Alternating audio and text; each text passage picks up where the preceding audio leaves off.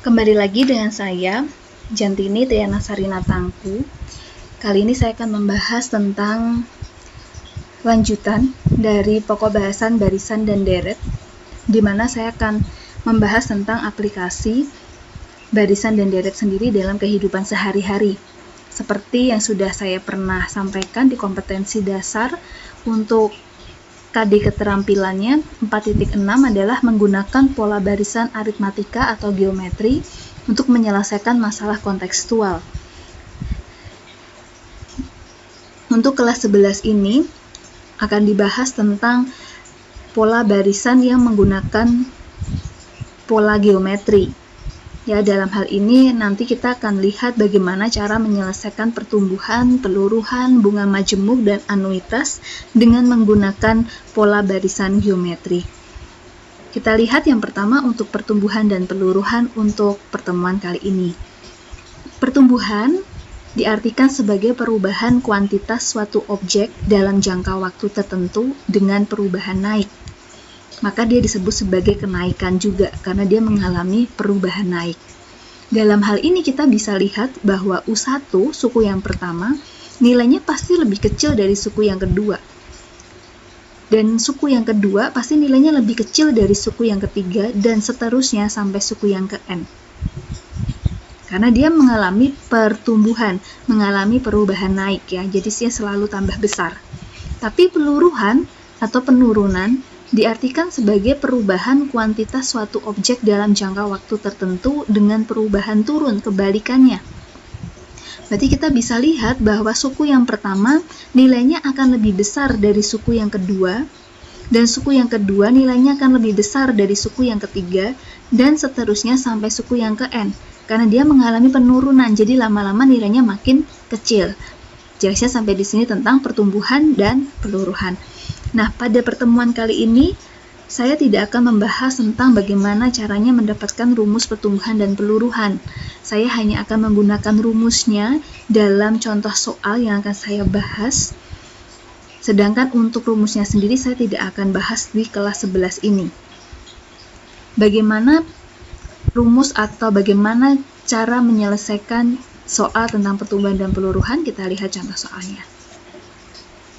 Yang pertama, penduduk sebuah kota mengalami peningkatan sebesar 2% tiap tahun dari tahun sebelumnya.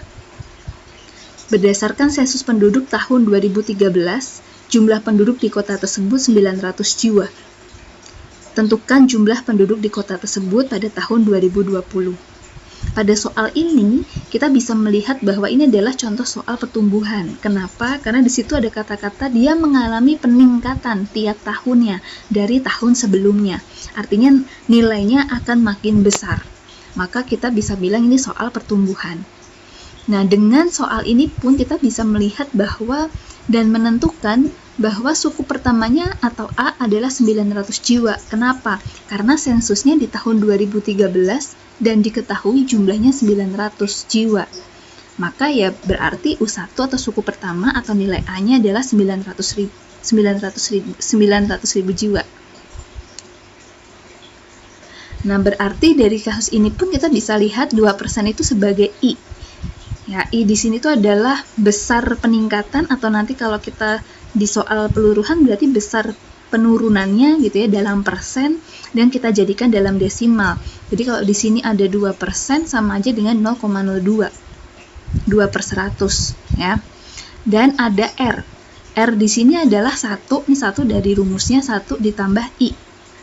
1 ditambah I-nya adalah 0,02, jadi diperoleh 1,02. Seperti yang saya sudah bilang tadi, saya nggak akan bahas bagaimana rumusnya bisa dapat R-nya 1 plus I gitu ya. Saya akan hanya menggunakan aja, sedangkan rumus penurunannya akan saya bahas di video berikutnya. Sedangkan N adalah dari jaraknya waktu ya. Yang diminta itu adalah 2020. Sedangkan sensusnya 2013, berarti 2020 dikurangi 2013. Tetapi dia harus ditambah 1. Kenapa? Menghitungnya kalau 2020 dikurangi 2013, dia cuma dapat 7. Padahal 2013 ikut dihitung. Berarti kalau kata lainnya kita bisa menghitungnya tuh begini. 2013, 2014, 2015, 2016, 2017, 2018, 2019, 2020. Jadi tepat N-nya 8. Kalau kita hanya mengurangkan 2020 dikurangi 2013, 2013-nya tidak ikut dihitung, padahal 2013 sudah dilakukan sensus penduduk. Jadi, N-nya adalah 8, sedangkan rumus geometri kan kita tahu UN sama dengan A dikali R pangkat N-1. Berarti karena yang ditanyakan tentukan jumlah penduduk di kota tersebut pada tahun 2020, kita sudah hitung ketika tahun 2020 ternyata N-nya 8, berarti saya ganti N-nya jadi 8, U8 sama dengan A-nya saya ganti 900.000, lalu R-nya saya ganti 1,02, N-nya saya ganti 8 min 1, maka saya peroleh 900.000 dikali 1,02 pangkat 7. Nah, ini bisa kalian hitung hasilnya berapa di kalkulator, lalu kita bisa langsung kalikan 900.000, hasilnya 1.033.817. Di sini pasti ada pembulatan ya, karena jiwa kan nggak pernah koma. Jadi jumlah penduduk di kota tersebut adalah ya ini ya 1.333.817 jiwa. Ini untuk contoh pertumbuhan. Bagaimana dengan contoh peluruhan? Saya mengambil contoh peluruhan tentang sebuah pabrik yang membeli mesin produksi pada tahun 2015 seharga 500 juta. Nah, mesin tersebut mengalami penurunan harga sebesar 5% setiap tahun dari tahun sebelumnya, lalu diminta menentukan harga mesin pada tahun 2020. Biasanya ketika kita beli barang, harganya tuh makin tambah tahunnya, harganya akan makin turun gitu ya. Nah, ini contoh penurunan atau peluruhan. Dalam kasus ini, kita bisa menentukan A atau suku pertamanya adalah 500 juta karena harganya adalah 500 juta. Sedangkan 5%-nya apa? Sebagai I ya. Tadi saya sudah bilang besar penurunan atau besar pertumbuhannya. I-nya adalah 5%, saya jadikan ke desimal, berarti saya dapat 0,05 karena 5/100. R-nya di sini perbedaannya adalah di sini ya. Kalau pertumbuhan R-nya tuh kalau kalian perhatikan tadi adalah 1 ditambah I. Sedangkan penurunannya adalah 1 dikurang I. Maka didapat 1 dikurangi 0,05, hasilnya 0,95. Dan N-nya berarti sama kayak tadi ya, 2020 dikurangi 2015. Tapi ternyata 2015 tuh barang itu sudah dibeli ya, maka harus ditambah 1, jadinya 6.